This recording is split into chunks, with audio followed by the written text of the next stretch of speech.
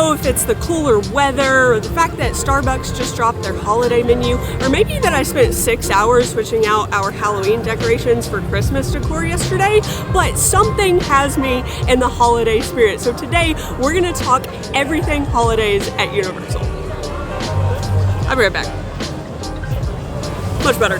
I mentioned it, so I had to go get the very first one of the season, and the line was crazy, so I guess everybody else is equally as excited about their holiday menu. But the holidays at Universal start on November 17th this year, which is about a week later than normal, and the reason it got pushed back is because Halloween Horror Nights is bleeding into November, and so since HHN is running to the 4th, they needed time to set up Universal Studios, get all the HHN stuff down, and get the holiday stuff up, and then the holidays are running through December 31st, which is also a little bit earlier than normal. It usually goes until at least New Year's Day, but it is ending on New Year's Eve this year. The biggest part of the holidays here in Universal Studios is the parade featuring the Macy's Day balloons. I love this parade so much. It makes me feel like I'm seeing like the Thanksgiving Macy's Day parade in person. It's one of my favorite parts of the holidays, and Universal hasn't yet released like start times for that, and it will vary a little bit day to day, but it's usually right before the parks get dark. And once you actually get here, you can check Universal's mobile app to see the exact start time for any specific day. And a little bit of a forewarning, when the parade happens, this part of Universal Studios where the parade runs gets crazy, and it's really, really hard to move around like the front half of the parks. So make sure you know what time the parade is starting, and wherever you want to be for like that hour that the parade is going on, get there before it starts, because once it does, you're not going anywhere. We get asked all the time, like, oh, where's the best spot to watch the parade from? And if we're being honest, there's really not a bad location anywhere on the parade route, but some of our favorites are over around Mel's Drive-In. So the parade both starts and ends by Mel's, so if you're in that general vicinity, you'll actually get to see it come through twice. This is also where like the pass holder exclusive viewing area is, so that tells you that Universal thinks that it's a good location to watch the parade from.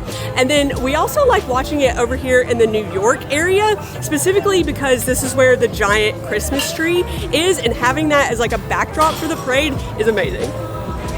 So like I kind of said earlier, HHN's still going on, so the tree hasn't been set up yet, but where that zombie vampires, not zombies, vampire infested like music stages, just imagine a couple weeks from now a big Christmas tree and not scary vampires. That's where it's at. So right behind me is the Halloween Horror Nights tribute store, and before long this store is going to close down, and then we're going to get a holiday tribute store. So if you guys remember, this summer we had a Jurassic Park tribute store, but it was over on Hollywood Boulevard, and then they closed that one down and they brought the HHN store over here, and now we're pretty sure that the holiday tribute store is going to be back on Hollywood Boulevard.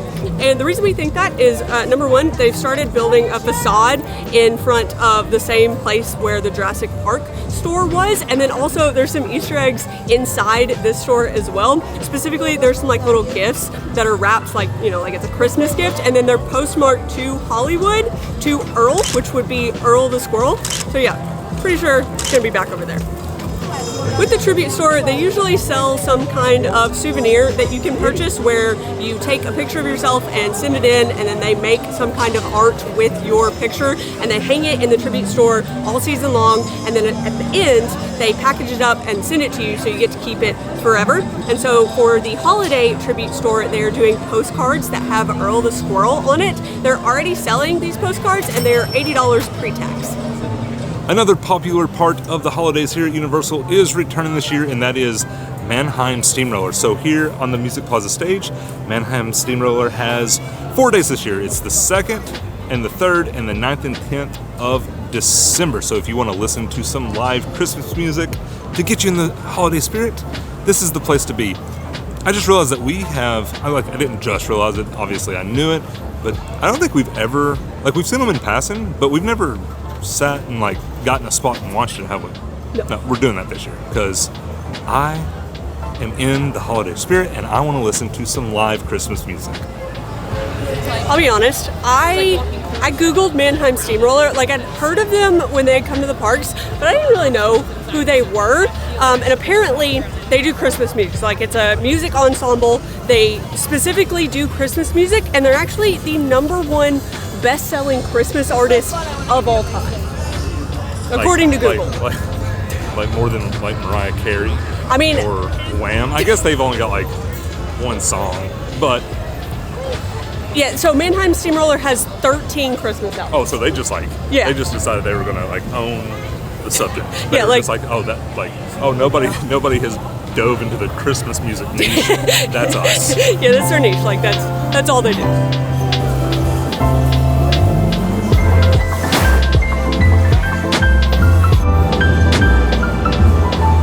We made our way over here to Islands of Adventure because a lot of the holidays happens over here, but we discovered something kind of fun on the way over here. So we rode the Hogwarts Express, and Hermione's voice is different.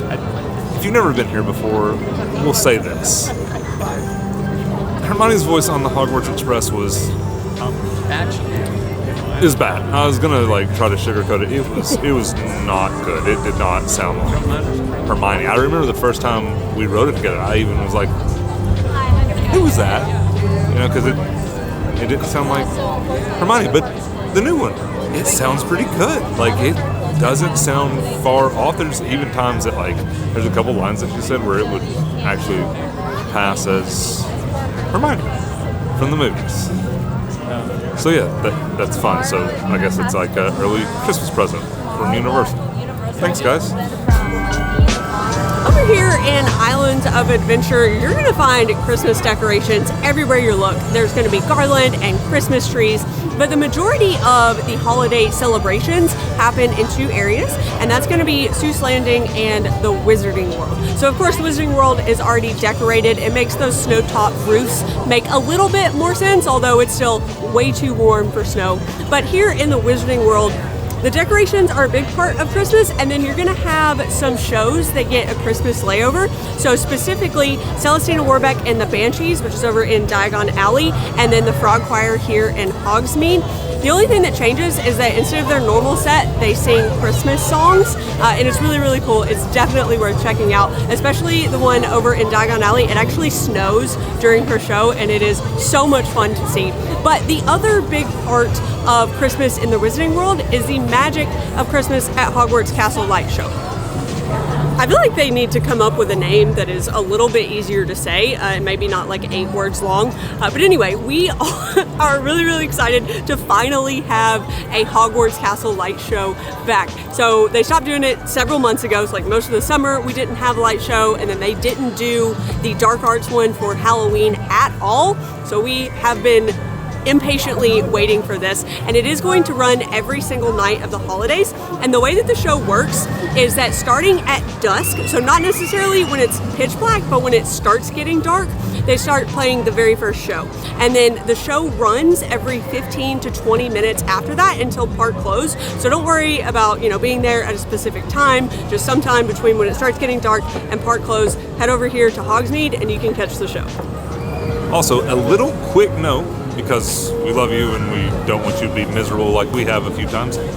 They actually block off this entrance to Hogsmeade while that light show is going on. So you'll be able to cut down like in front of Velocicoaster, but you can't come this way. So like if you're trying to get to Hogsmeade, you may want to time it up where you're not trying to come this way. It adds a lot of extra steps, which we aren't a fan of when our feet are tired. And last but not least, we have arrived over here in Seuss Landing, where a majority of the holiday celebration takes place. This is where they put the Who in Holidays. There's no Who in Holidays. We'll cut that and we'll do a different one. So we have made it over here to Seuss Landing, where the majority of the holiday festivities happen here in Islands of Adventure. The biggest of which is probably the Holiday Spectacular. I always want to say the Stuntacular, I guess because Warren Stuntacular is over in the studios, but it's the Holiday Spectacular, which is just a retelling of How the Grinch Stole Christmas. It's a musical. And as far as showtimes go, they vary every day. The only thing that we can say, from our experience, it closes earlier than what you would expect. A lot of nights, like, the last show time may be 3 or 4 in the afternoon, even though the parks may be open until 7 or 8.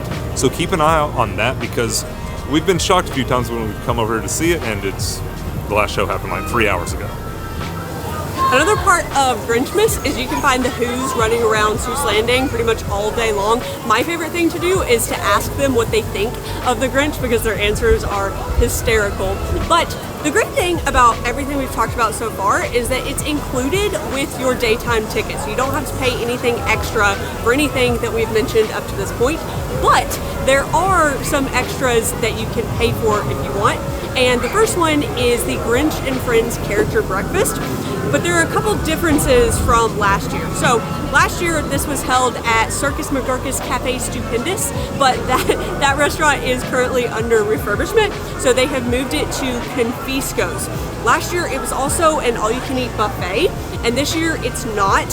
You do have to order like an entree, and so you get 1 entree and 1 non-alcoholic drink for the price of admission. And then of course you get to meet the Grinch, Max, and whatever friends that the Grinch has. I wasn't really aware that he had any, but he does have some other friends there with him. And so the price for that is $58.99 for adults, and then kids aged 3 to 10 are $32.99. I love walking through Seuss Landing like all of the time, but specifically when the Christmas decorations are up. It is so cute. I just walk around the whole time and I'm like, I want it, I want it, I want it. Like one of these days I'm just gonna take like probably our whole house and just do like Grinch themed Christmas, maybe like a room. Maybe we could just get like a mini tree. This is Tyler shaking his head no. It's so cute. I love all of like the Seuss Landing stuff. I don't know. I want all of it. The other extra that you can purchase is the Holiday VIP Tour, which comes with some fun things that you can't normally do at the parks. So you get an exclusive Grinch and Max meet and greet. You also get to meet Santa and get your picture made with Santa. You get reserved seating for the Hula Day Spectacular. You also get like a reserved like special showing of the Magic of Christmas at Hogwarts Castle Light show. And then you get some kind of food. So I believe it says finger foods and desserts on the website, but I feel like that's kind of vague, because like how do we classify finger foods? Like tacos, like I pick that up with my fingers, like is that a finger food? I mean, if we're being honest, like I'll grab a ribeye with my hands and eat it if that means like I get it for free on this tour, because the tour does start at $79.99 per person. I want to be honest, you gave it like the little like at the end of that, like we wouldn't pay $80 to pet Max. So that felt like a personal attack. I don't think we'll do the holiday tour, but I'm just saying I would pay $80 to pet Max. A few more little holiday things that you guys should know about. First of all, there's going to be some kind of seasonal food and drink offerings in the parks. We don't have specifics on that yet, but I can promise when it does happen, we are going to cover it, because we love some seasonal food and drink. I would assume that there's going to be like some food booths over in Universal Studios. They're probably going to have the boozy eggnog like they have in the last few years. And then their website also mentions stuff in City Walk and the hotels, so it's not just going to be here in the parks themselves. And if you're a pass holder, there are actually some really good benefits this year. We already talked about the reserved viewing area for the parade, so that's super nice. It's a great place to watch the parade from. There's also the like money back program that they did last year, where if you spend $125, you get $25 back. However, you can't use your cash back unless you are purchasing more than $75. So I don't think they had that stipulation last year, and that does seem a little weird to me. There's also early entry into the tribute store. So on November 9th, if you have your annual pass, you can check out the tribute store before everybody else can. And there are a couple other things that you guys might be interested in, as well as all of the information about the food and drink at the hotels and stuff like that is on Universal's website. So I'll link that down below so you guys can see the specifics that pertain to you. One last thought. While we were in Seuss Landing, you know what I want? And I don't know why I want this. What? I want some seasonal tots. Oh. They've never done seasonal tots. And last year, I don't think we even got a seasonal crepe. So Universal, if you're watching this, you're not watching this, but if you're listening, we would love seasonal crepes and tots. Preferably that sugar cookie crepe that you had like 2 or 3 years ago at this point. Just bring that back. I'll shut up. And I'll make it worth it. Like I'll buy one, not every day, but most days. I'll buy one most days. But now you should be prepared for your trip. If you're headed down here for the holidays, we hope to see you here because we love Christmas. It's one of our favorite times of the year, and I cannot wait. But thanks for hanging out, guys. If you want to see this video, this okay, one right one. here, Go right there. Click that video right up there, and we'll see you in the next one. Bye. Bye. Ho ho ho.